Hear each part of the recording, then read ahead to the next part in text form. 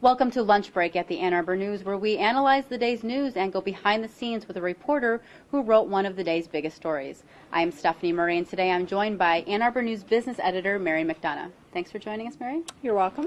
Mary has a story in today's newspaper about tax credits expected to be awarded today by the Michigan Economic Growth Authority Board to 3 local high-tech companies. And those tax credits will help those companies create an additional 532 jobs here in Washtenaw County over the next 10 years. So Mary, tell us, who are these 3 companies that are expected to get the awards this morning? Well, the biggest award is expected to go to ProQuest, which a lot of people know was formed in the 30s. University Microfilms was the original name of that company, and it became a publicly traded ProQuest company. And then what is now known as ProQuest is actually a part of the old ProQuest company, the Information and Learning Division. And they're located on Eisenhower Parkway, and they're looking at a $10 million tax credit over 10 years. And they've been growing quite a bit. They're actually going to be just about doubling the number of staff they have in the next 5 years. And so hiring. What will they do there? They're going to be hiring. They're going to invest in a new data center.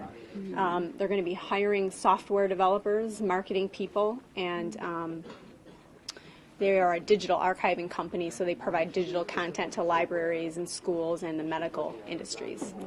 So ProQuest and then? ProQuest, and then Danotech Motion Technologies is another company. They're getting, I think it's $2 million. They're investing $2 million in a new facility. They're actually moving from Scioto Township to Pittsfield Township. They're a company that produces technology for wind turbine motors. So they're a wind energy company. And the third company is Accuray Cytometers.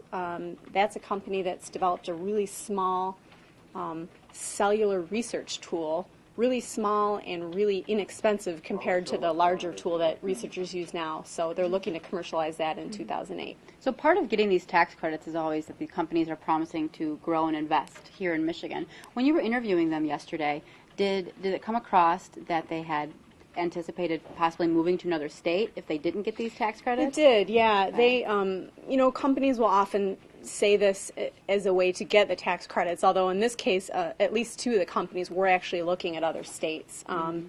In particular, Danotech Motion Technologies had been courted by Indiana, and ProQuest was looking at moving to Maryland. And Accuray Cytometers was looking at doing their manufacturing of their product in Colorado. Okay. So how much capital investment do we know that they plan to make by growing here? Well, ProQuest is investing about $19 million in their site on Eisenhower Parkway. Danotech is investing, I think it's about $2 million in their new facility in Pittsfield Township. They're not building a new facility, they're leasing it, but they're doing some build out there, I believe.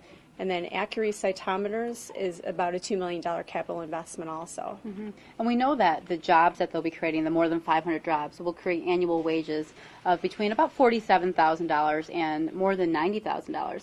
Did the state say how much personal income that will generate in total over the next several years? Yep, they did. And that number is pretty large. It's actually about $626 million over 10 years. And that means that's what people are going to be earning and contributing to the local economy over 10 years, the new people, the new positions that work at those 3 companies.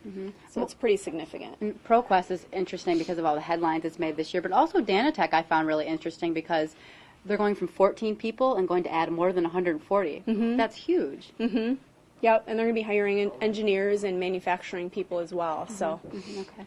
Well, thanks for joining us today, Mary. You're welcome. And thanks for joining us from Lunch Break from the newsroom of the Ann Arbor News. I'm Stephanie Murray.